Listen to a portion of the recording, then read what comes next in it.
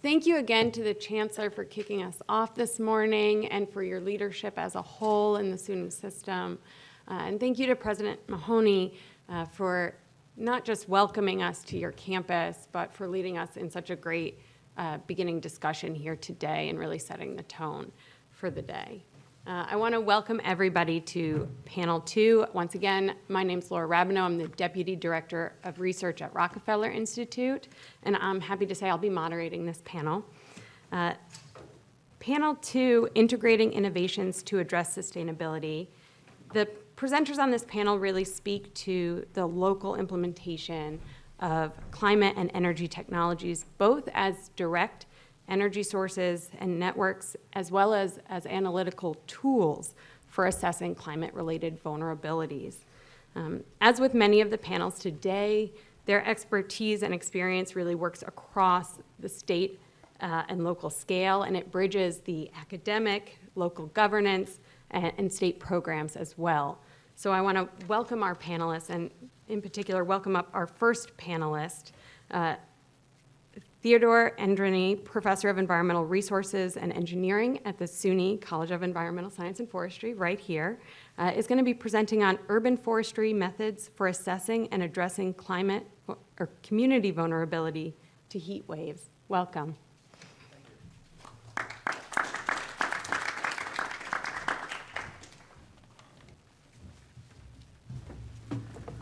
Good morning, everyone.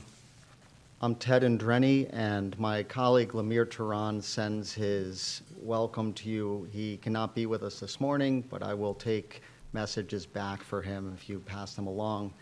And I do have a stack of business cards for those that might want to just get in touch. You don't see an email here.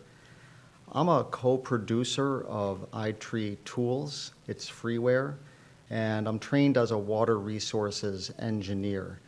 My day job is a professor with a research bent and mentoring many PhD students and other graduate students here at ESF. Lemire is an environmental justice scholar, and he is balancing this act. I'm going to see if I can use this mouse here to kind of direct you to different images on the screen. So the work that I am presenting today is a funded grant through the National Urban and Community Forestry Advisory Council. And that group is right down here, and they have a 10-year plan on how to make our urban areas more sustainable. And as you know, there are 3 pillars to that sustainability, and equity would be under one of those. Of course, we're familiar with the environmental, and we know that neither one of those pillars can stand without the support of an economic element. Their 10-year plan is a rich resource, and you can see it's still in action, and I direct you toward it to illustrate how this resource can be used as it directly relates to the topic today. I'm going to walk you over to these images on the right. So the title of our funded work is Increasing Community Resilience, and that's a theme within the NUCFAC 10-year plan, and we're reducing disaster risk. That's for forests and for people, and the key to this is equitable urban forestry planning. So one of the takeaways from this is that tree cover and urban greening in general is disproportionately distributed such that white and more affluent communities have a greater amount. And that would mean that our poorer, more vulnerable minority communities have less. And with less tree cover comes fewer environmental services, ecological services that are important for our health and well-being. So one example of that is the urban heat island. And down here, I'm going to point you towards, appropriately since we're at ESF, the green lines. So this is a nighttime air temperature. And this is not a correlation, it's a cause and effect. Down here, you can see that the green areas have lower air temperature at night. And this is an important health parameter. without cooler temperatures at night, our bodies and their metabolism cannot return into safe zones. So a lot of heat-related illness and death occurs at this time. So as a water resource engineer and co-developer of iTreat tools, my part of this talk is to guide you into these. And I'm fortunate to have written a really user-friendly, policy-friendly element that I was able to put into the Clearwater magazine spring issue. So if anyone wants to reach out to me for a succinct story of these many tools, please do, and I can send you along a glossy note. And I'm hoping to improve that glossiness with our new partners, the Rock Institute, to help you see how this can come into your policy decision-making. So one tool we have is called Landscape, and it's an online GIS, and it uploads into that system output from our models. And this tool is designed to help you find the intersection or the vulnerability by overlaying demographic data and ecosystem services. And in this map that I have, you can see a lot going on. So I'm just going to walk you through it slowly. This is an online tool, and the polygons that are present are many, but the ones right here are just south of Onondaga Lake, and here we are in Syracuse. The green that you see is tree cover. This is a high-resolution image of tree cover that we've digitized. And for those, that sounds like there are many visiting back to their alma mater that know Syracuse. Here's our Oakwood Cemetery that many of you may have walked through. It's rich in tree cover. And then our campus, as you might notice, might even have fewer trees than you remember. A lot of the hackberries have died back. Small trees don't make as much of a presence as the big trees, so even though we're replanting. The red polygons are related to the red line districting. So this is just showing you that you can get this intersection of environmental and social or demographic. The maps over here that you can open can be focused on many different categories. I have chosen health risk as one, and you can see that as I go down, there are different data sets I could have opened up, including air pollution, walkability. The polygons that are outlined in purple are census block groups. Those are the smallest polygons you can open. You can look at entire townships, so I could have Syracuse and DeWitt, et cetera. Or you can look at your counties. Joni's old Onondaga County will be up here, and our neighboring counties. The way that this works is it's bringing you to how to prioritize your tree planting. And so I'm only in the second step of exploring my location. And where are those demographic data? Well, the slide is going to continue if I were to scroll down in this interface online, and I will see that I have these different layers, including census data. And then within census, I have a variety of options that I can drill into. And those will come into an algorithm that starts to give you that priority of tree planting. LST sounds provocative. That's a land surface temperature, and that's going to be different than what I talk about later. Land surface temperature would be affected by the lack of shade, and that's provided by a lot of satellite imagery, and it doesn't necessarily coincide with nighttime, nor with even the hottest day. So it's not a product that we're satisfied with, and our research is going to create air temperature maps for this tool. So there's an oath to being an engineer, and that is try to smile when you present equations and maybe make a cartoon illustration of them as well. And so I have that cartoon here, and it might be the first way to just start about what are we talking. So the other thing to mention is running water and energy balance is a lot easier than walking on water. So you don't have to get to that level. I'm not at that level. But I'm simulating some numerical elements here that abide by physical laws. Our models have been peer-reviewed.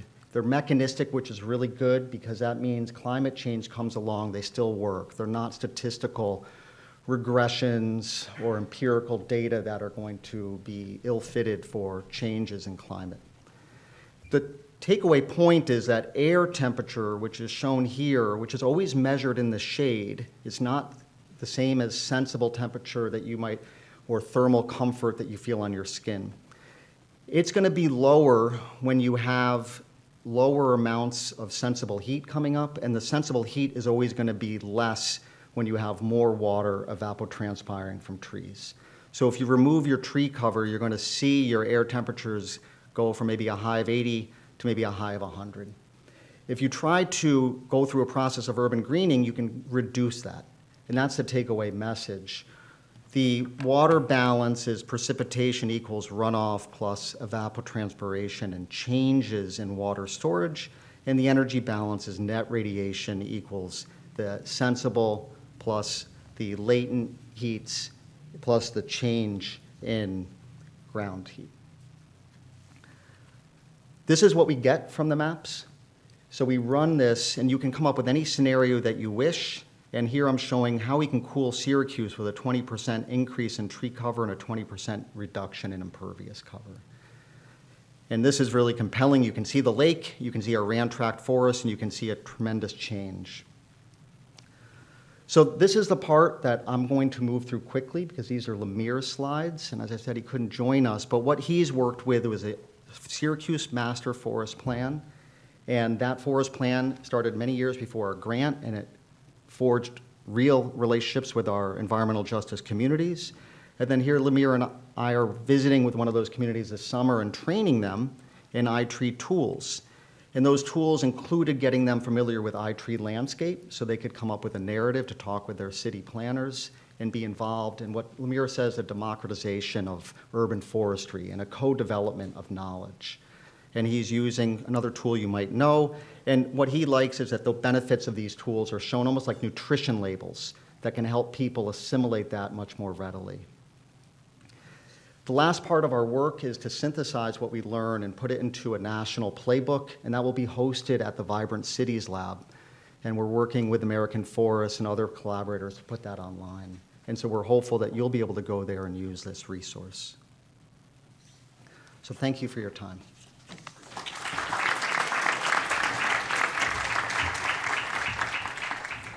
The democratization of urban forestry has a really nice ring to it, I think. I'll take that away. Thank you so much, Ted, for your presentation. Next up, we'll have William Shaw from NYSERDA's, he's the Assistant Director of Clean Heating and Cooling, and he'll be presenting on community scale clean thermal energy networks. Thank you.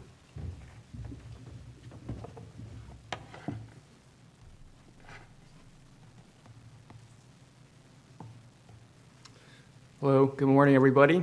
I just want to say thank you to Laura, as well as the Chancellor and the President, for hosting us here today. Thank the Rockefeller Institute of Government, thank the SUNY School of Environmental Science and Forestry, and thank you to my fellow panelists and attendees today.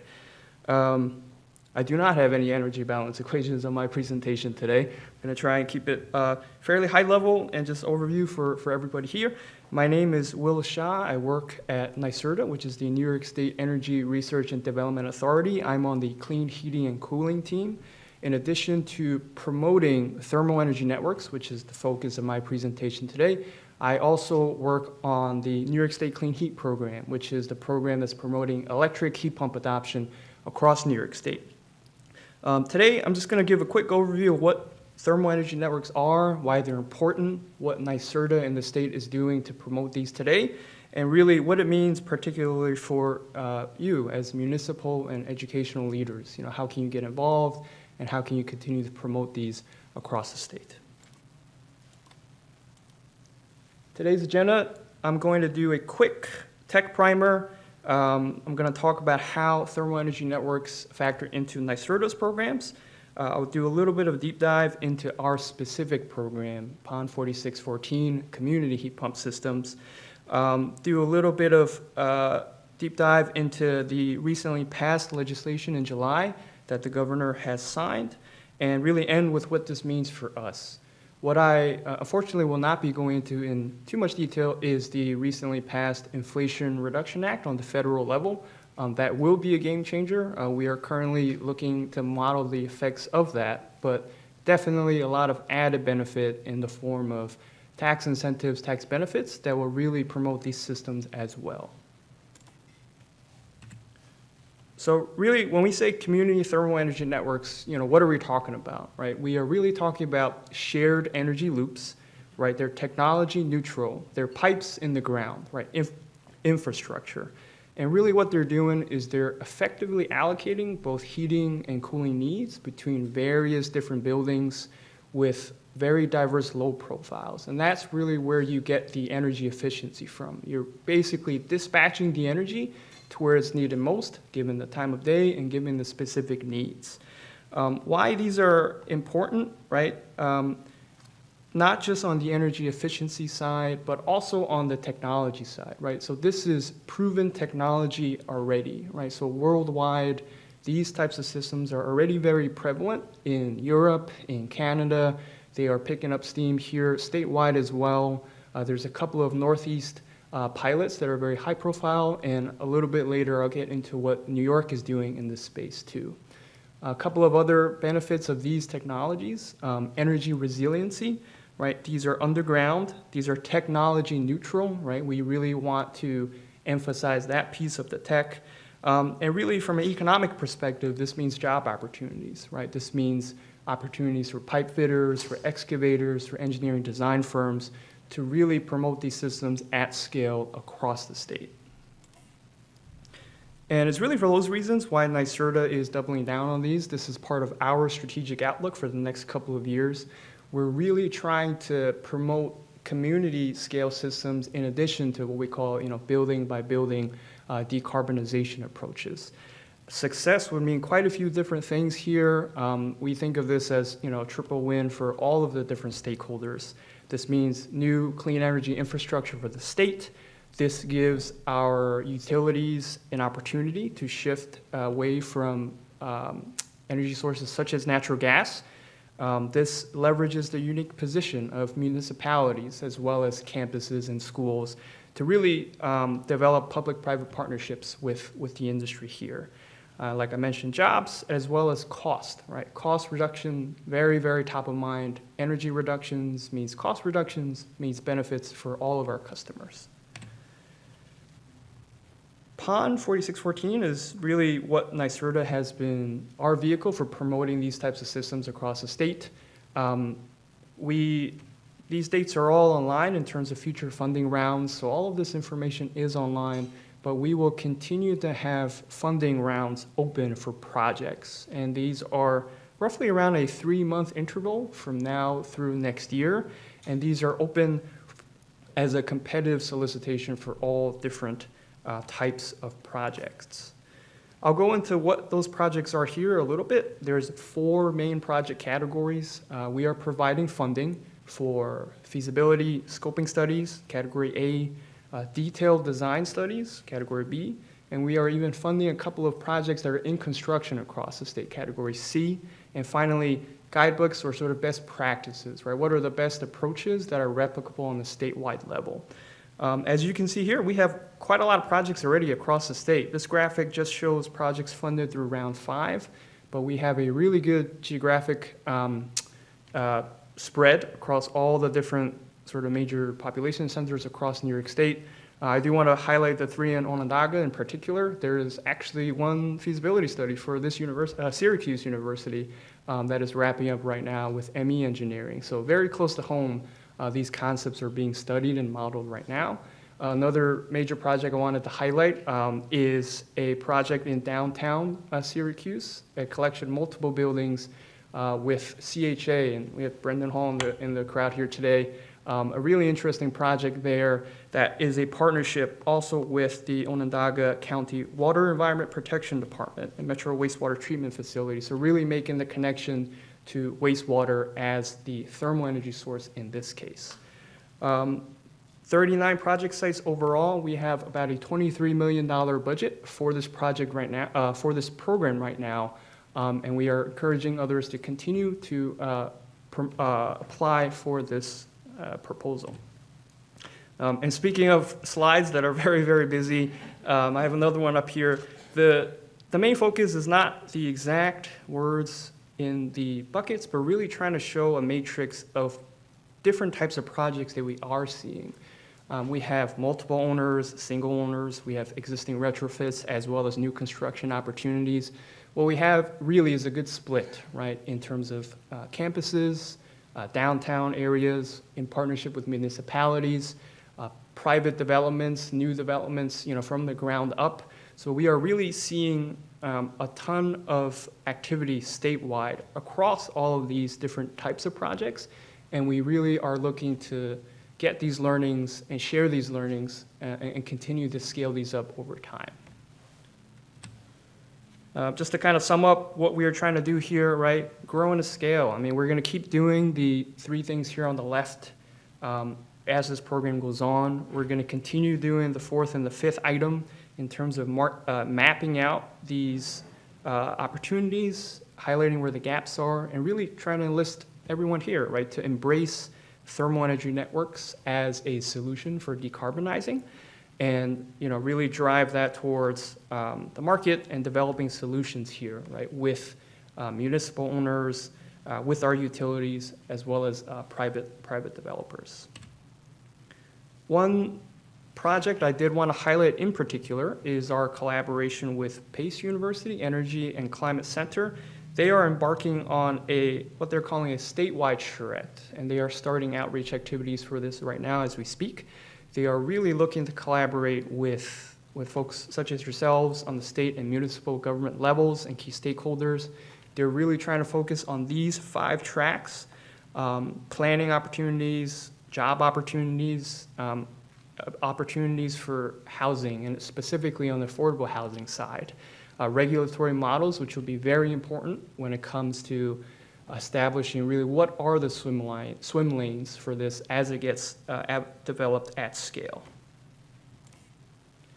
And quickly, just to sort of add on to the importance and sort of priority of these for our state, Governor Hochul recently signed a new law on July 5th called the Utility Thermal Energy Network and Jobs Act. And this will further promote these thermal energy networks throughout the state. It directs our PSC to develop a regulatory structure to support these, and it directs the utilities to promote actual pilot projects to be constructed very shortly and tested at scale. And really, just to kind of sum this up for today, how do we get involved? How do you get involved, really? If you do have a project in mind, if you do know of folks that have a concept, we really encourage you to partner with local municipalities, with your local utilities as well, who will be very urgently pursuing pilot opportunities immediately, property owners, design firms, and contractors, and really just to submit projects, right? We are open to supporting as many projects as we can to continue testing this at scale. And finally, just want everyone to continue to be clean energy advocates. Continue promoting environmental solutions, continue to be climate change leaders. And the main takeaway here is thermal energy networks. They're tried and tested technology, and many times there's already opportunities right underneath our feet right now that are being developed. So thank you very much for your time, everyone, and look to talk to you later. Thank you.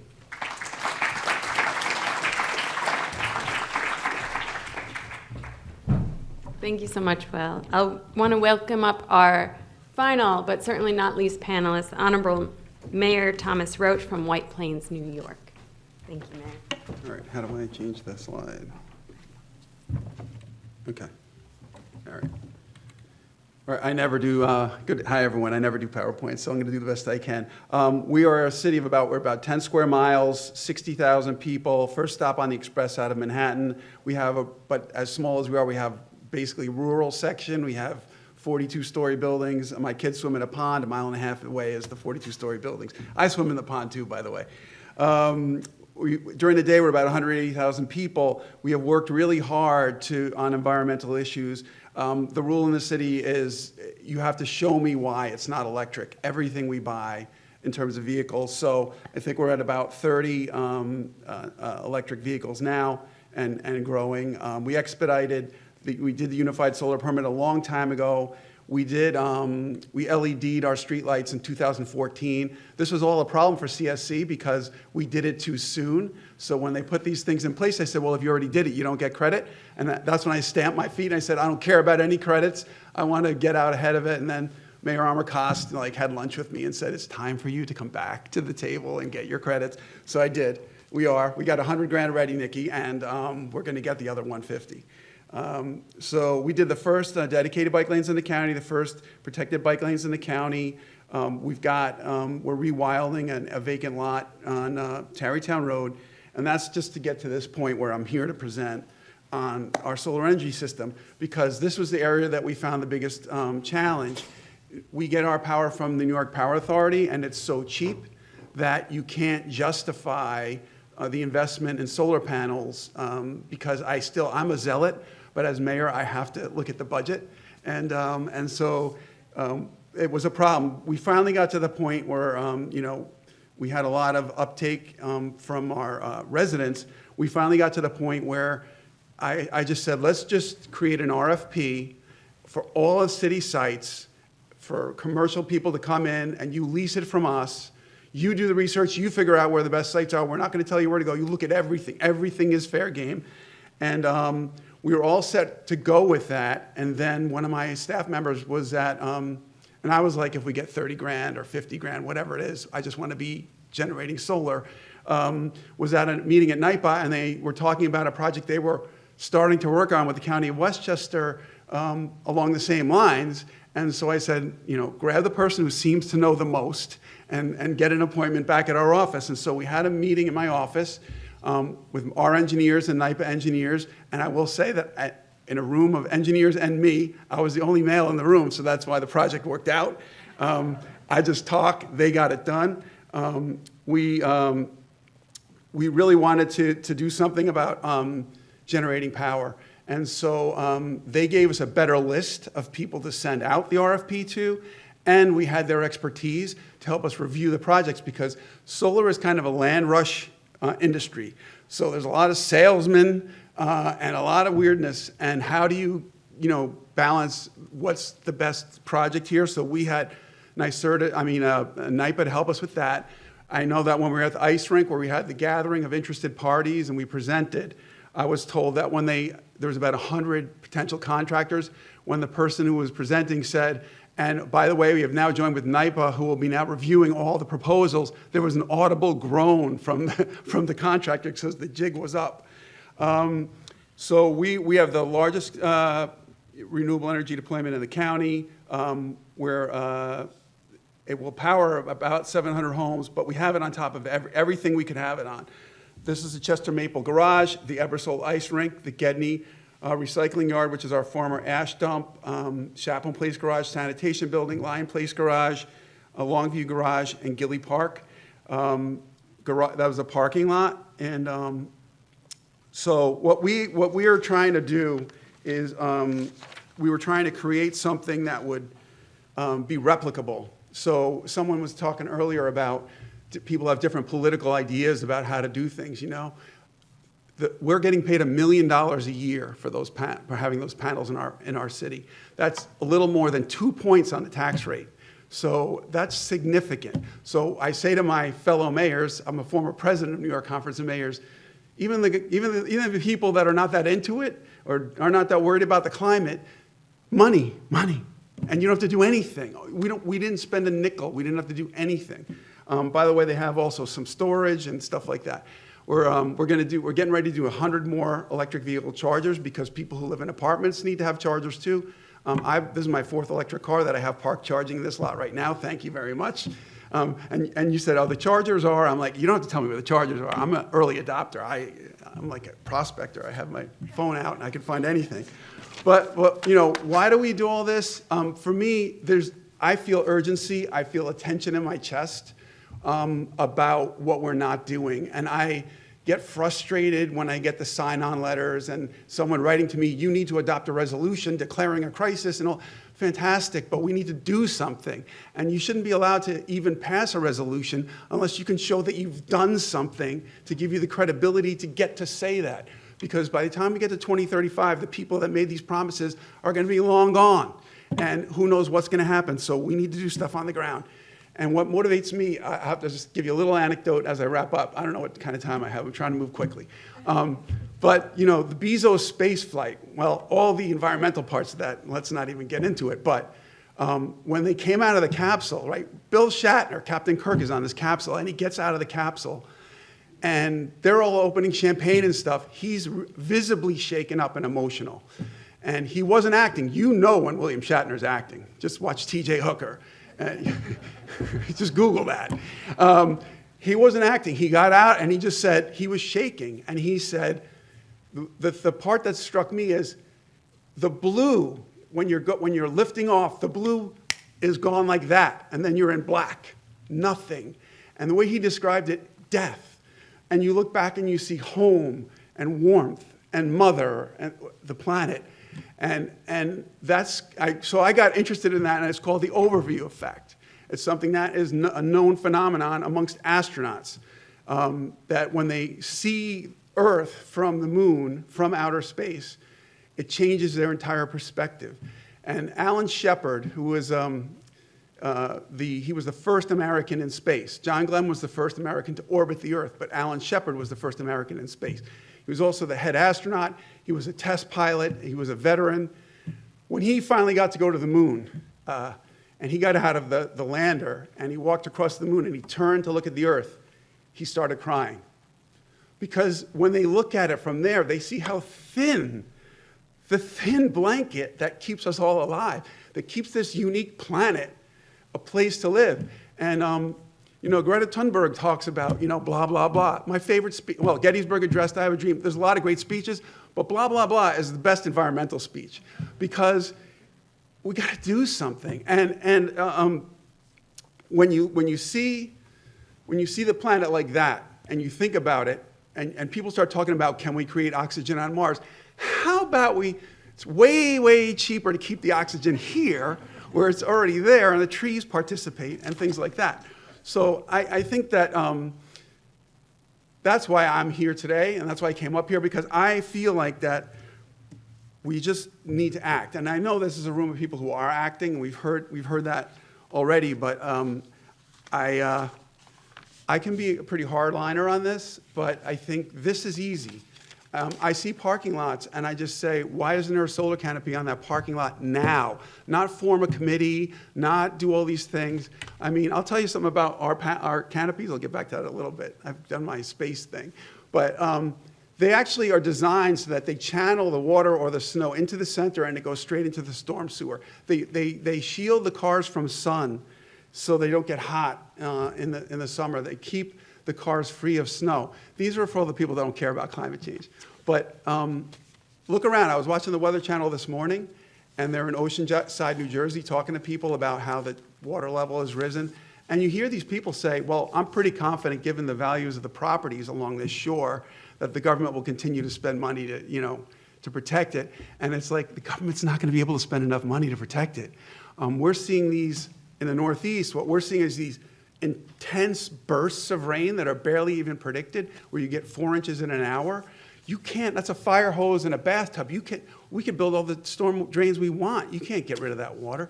So what we need to do is act. And so hopefully, if anyone has any questions, I'm happy to be the Johnny Appleseed, and I will be happy. We will make our engineers available, our people available. If you want to get into this, we'll help you do it. So thank you for being here today.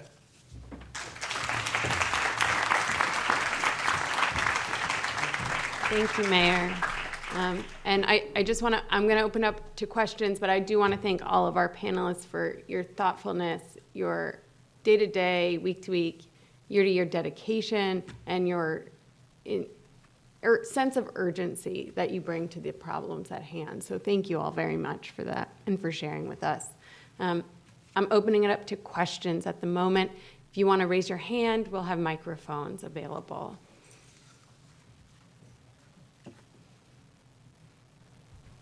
Hi, I'm Nicolette. Oh, is it on? I'm Nicolette Havrish. I'm an architect here in the city of Syracuse. And I actually had a question about going back to the trees doing work for us. I got thinking, as you guys spoke, about the rewilding of the urban environment, the idea of equity and using like edible forests within the city. Are any of you thinking or talking about those kinds of things within your communities and research? We are doing that on a property on Tarrytown Road. It was a parking lot. There's a Talking Head song about this. It's really going to happen in White Plains. And we're going to rewild it literally. We're going to put in native trees, native plants, keep it very simple. But, you know, it's for the air, it's for everything, it's for our forest bathing, but it's also habitat for all kinds of, you know, creatures that we want to have around. I'm glad Talking Heads has made the conference. Yeah. Thank you for that. I can add Ted? that the iTree tools does consider that element of, say, provisioning in one of the ecosystem services. I don't know if you're focusing on that as like a food forest. We have a tool called iTree Species, which helps individuals choose which tree types they want to plant based on their priorities. And we're ongoing with research to try to add categories such as the food forest. Some might be familiar with forest bathing. But there are many benefits that we have not yet put a monetary value on that we are hard at work doing. It's great to look forward to. Further questions? Hi, thank you for the inspiring messaging and actually great tools too with iTree. I'm curious if you both have spoken at for example, the New York State Conference of Mayors or the New York State Association of Counties, so that other local leaders have benefited by what you're talking about, and then also what has been the reaction, because your passion is to the mayor of White Plains. It's incredible, and you're very inspiring. And I think while you're in office, I think spreading the word and really promoting action really sounds appropriate. So yesterday morning, I woke up in Bar Harbor, Maine, and I'm here today. I drove here in an electric car, so it's not as quick as it would be. So I definitely am out. That's why I wanted to be here, because I want to talk to the people that might actually do something about, we did it. Don't be afraid, it can be done. And we did get an award from the Conference of Mayors and the U.S. Conference of Mayors, and we were in Power Magazine. I'm sure you're all subscribers, but I do, and it's, you know, of all the political offices, mayors are pretty collegial, and it's very much calling each other. And so after I spoke, a bunch of mayors came around and we just chatted about it, and I am working on that. It's because that's what I see as something that should be happening right now. So can you make sure that Ted gives his talk to the New York State Conference of Mayors? Yeah, we can definitely get, absolutely. I'm a past president, I have privileges. As a side note, also, my better half works for the Conference of Mayors, so we're certainly able to put you all in touch. Thank you all. Next question.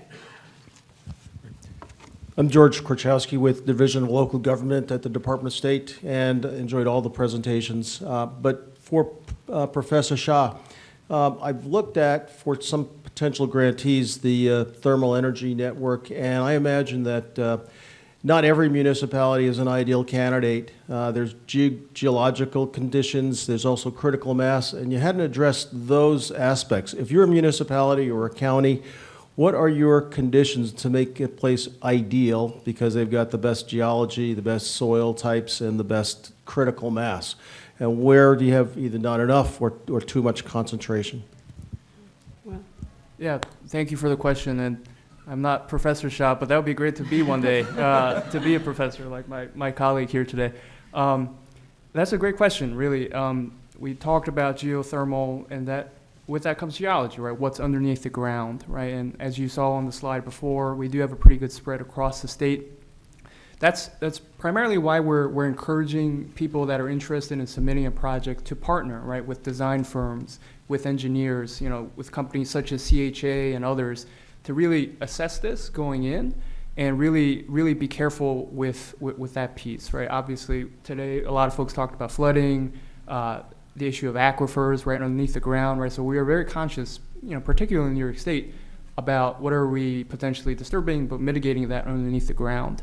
The other thing I wanted to highlight are work such as with PACE and other sort of studies, right, under Category D, is really trying to have on a statewide level, potential studies, thermal potential, right? What are the best locations across the state? And really publishing all of that so that folks across the state can see it, right? So all the projects I put on the slide earlier, upon completion, all of that will be publicly available on our websites, so folks can go on and really see the findings that other people are doing. So really, in summary, it's important, and we really want to try and publish that so folks know. Thank you.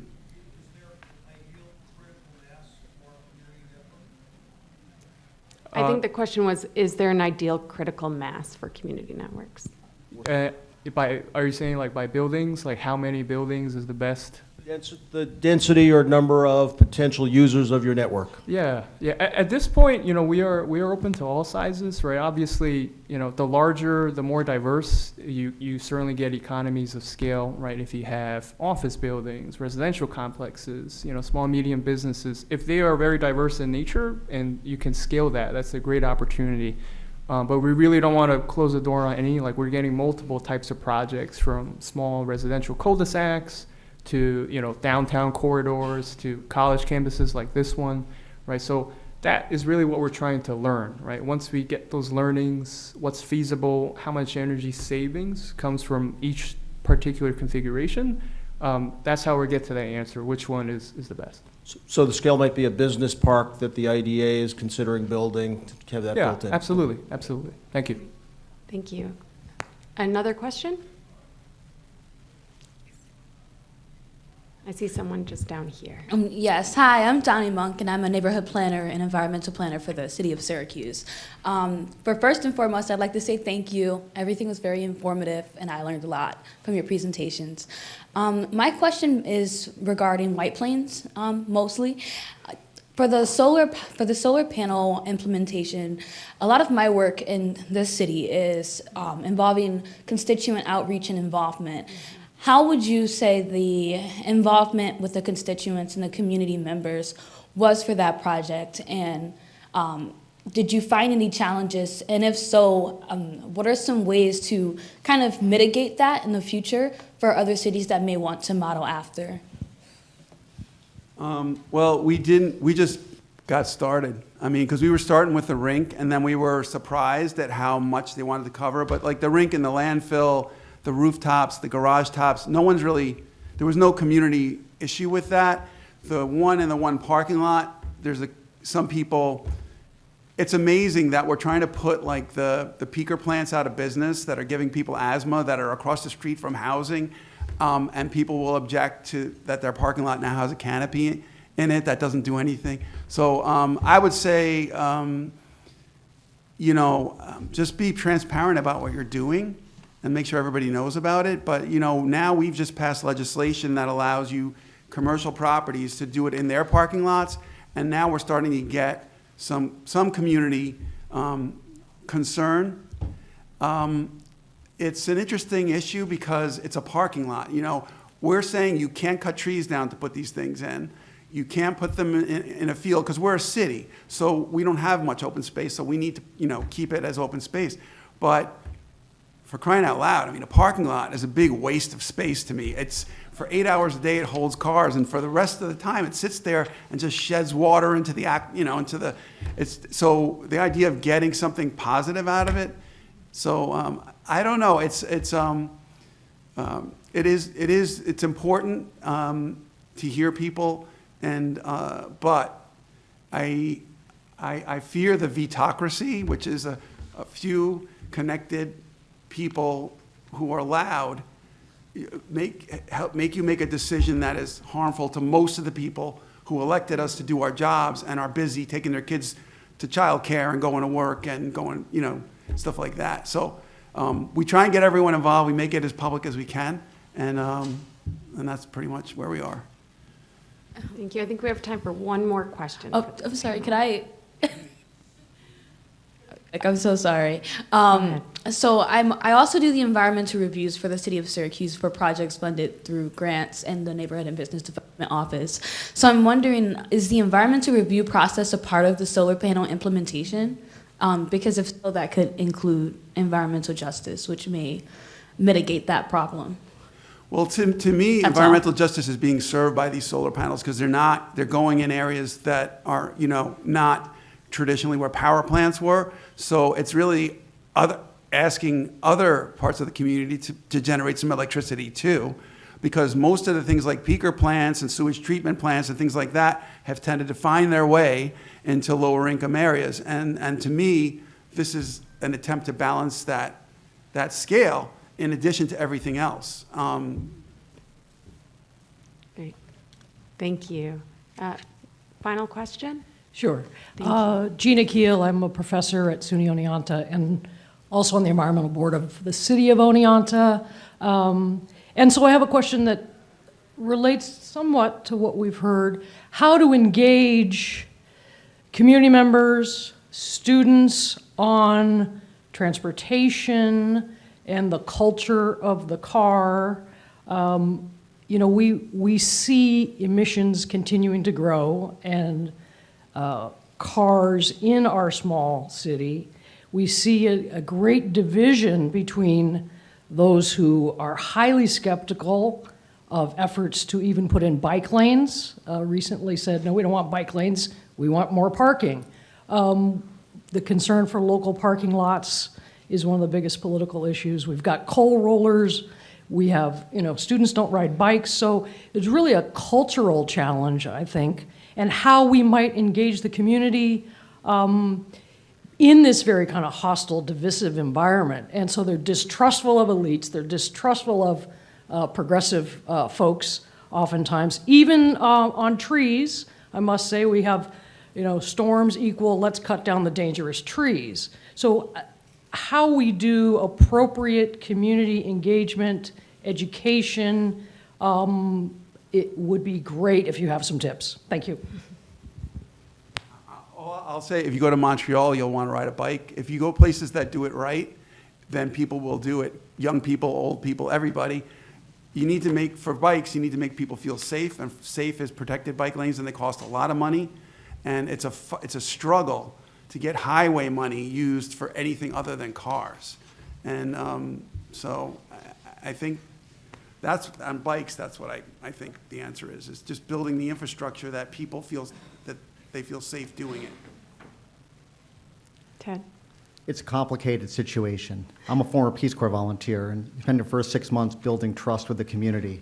And so a lot of that work is done by Lemire prior to us getting to the point where we're going in and working with that trust level and co-producing knowledge. Wonderful movie. Many of you may have read the book or seen it, The Best of Enemies. It might be one way of thinking about it. That was an intentional charrette in a town that was very divided on an issue, empowering people across the spectrum of beliefs to work together in a guided visioning session. The iTree tools are there to try to bring impartial information. And we are transparent about tree disservices or costs as well as benefits. And the research shows the return on investment is usually much greater than any one would ever even need.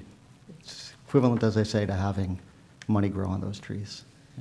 I'll also note that this afternoon we have another wonderful panel, number 5, that will be talking about educational partnerships in particular, if that's where you're coming from, and how they can really engage with community as well. So more to come on that. Thank you so much to all of you for being on this panel and for all of your expertise today. Thank you so much.